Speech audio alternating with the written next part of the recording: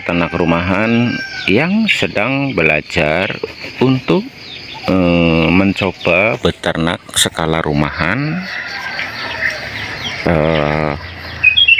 yang tinggal di sebuah pedesaan.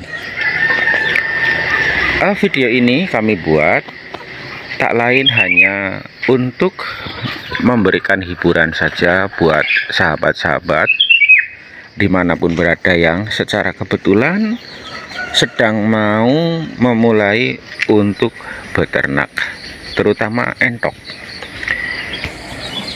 Kenapa harus beternak entok? Itulah pertanyaan yang mendasar. Terutama pertanyaan itu ada di diri saya dulu pada saat saya baru mau memulai.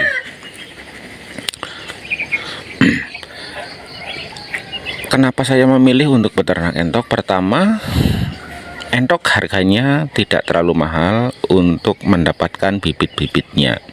Yang kedua, entok akhir-akhir ini sudah mulai dilirik sama peminat atau konsumen, atau pasarnya sudah mulai bagus.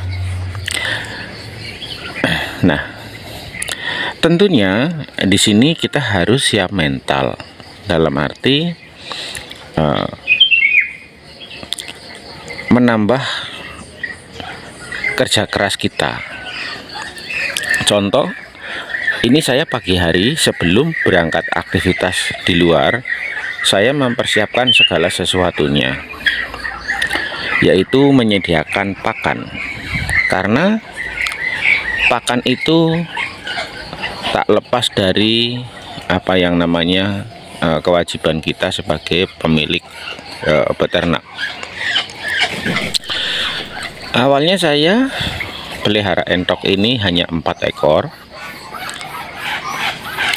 Hanya 4 ekor saja, dan alhamdulillah saya telatenin, kemudian tumbuh berkembang menjadi ya cukuplah, istilahnya seperti itu.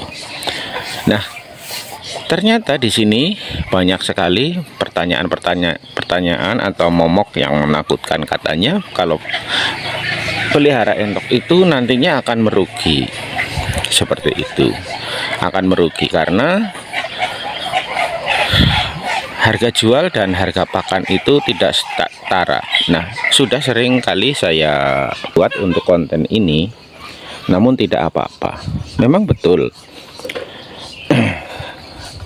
harga entok yang kita jual tidak sebanding dengan pakan yang kita keluarkan. Namun di sini saya sekali lagi bahwa pakan itu sebenarnya tergantung bagaimana cara kita untuk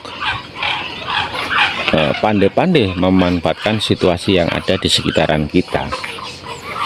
Contoh, jika kita selalu mengandalkan pakanan yang beli di toko, tentunya kita jelas akan merugi.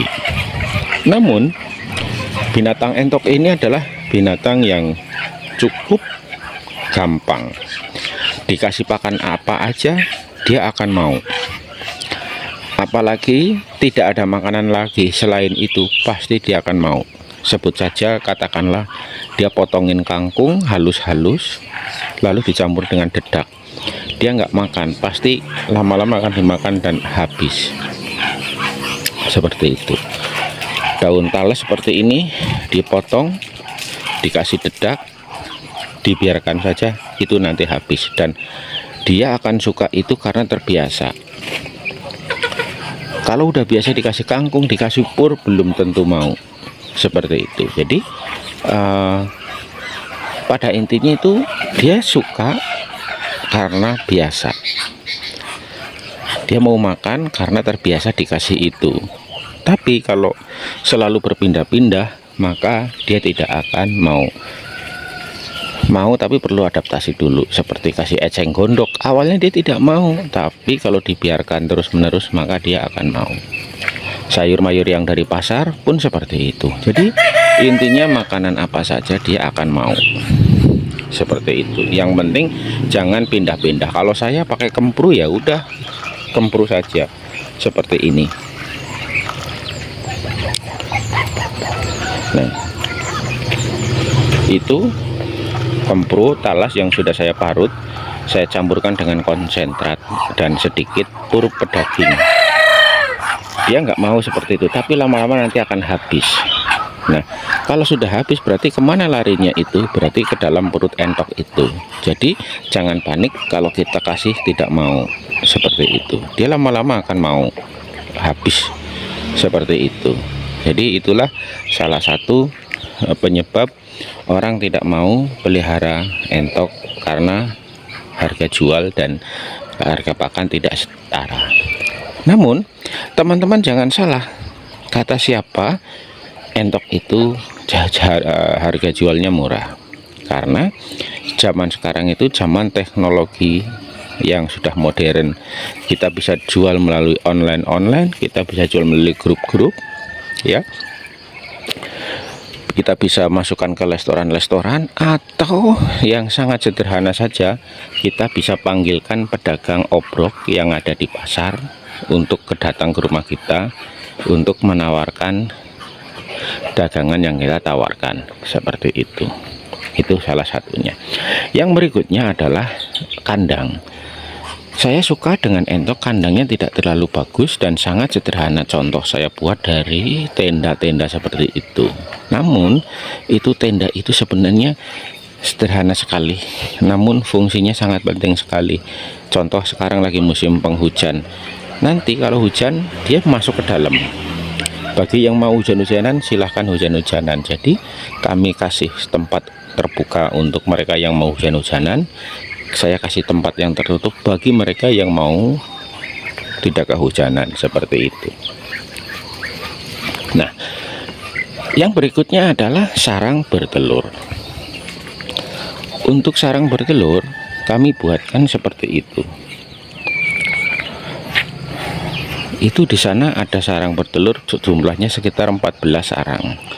Jadi bagi entok manapun yang siap untuk bertelur, mereka akan masuk ke sana dan untuk selanjutnya bertelur. Nah, setelah sudah bertelur mengeram menetas, kita angkat telurnya, kita bisa taruh di sini, di tempat penghangat, seperti ini. Ini adalah tempat untuk menghangatkan si entok-entok itu. Ini sudah pada makan, sudah pada kenyang, jadi pada ngumpul seperti ini. Nah, seperti ini. Nah, jangan lupa siapkan air minum dan siapkan pakan. Jadi nanti ini setelah pada makan dia akan ngumpul-ngumpul seperti ini ya. Ya, akan ngumpul-ngumpul seperti ini. Nah, itu tahapan-tahapannya teman-teman ya. Jadi semuanya kita harus memahami dulu memang karakter dari peliharaan kita. Nah, ini kalau kita kembangkan, kalau kita besarkan butuh waktu 6 bulan untuk mencapai produksi telur ya, seperti ini. Ini nanti 7 bulan yang akan datang, jika yang jantan maka yang jantan siap untuk ngawin, jika yang betina maka dia siap untuk bertelur, kurang lebih seperti itu. Nah, atau teman-teman kepingin menggunakan plastik UV. Nah, fungsinya plastik UV, kalau hujan dia tidak hujan, kalau panas tetap masuk ke dalam. Namun agar panasnya tidak menyengat, kita bisa tambahkan jaring paranet. Jaring paranet itu bisa beli di toko bangunan, 1 meternya 18.000, seperti itu.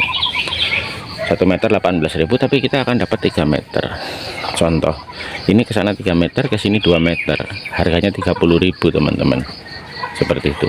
Ke sini 2 meter, ke sana 3 meter, itu cuma 36.000, seperti itu.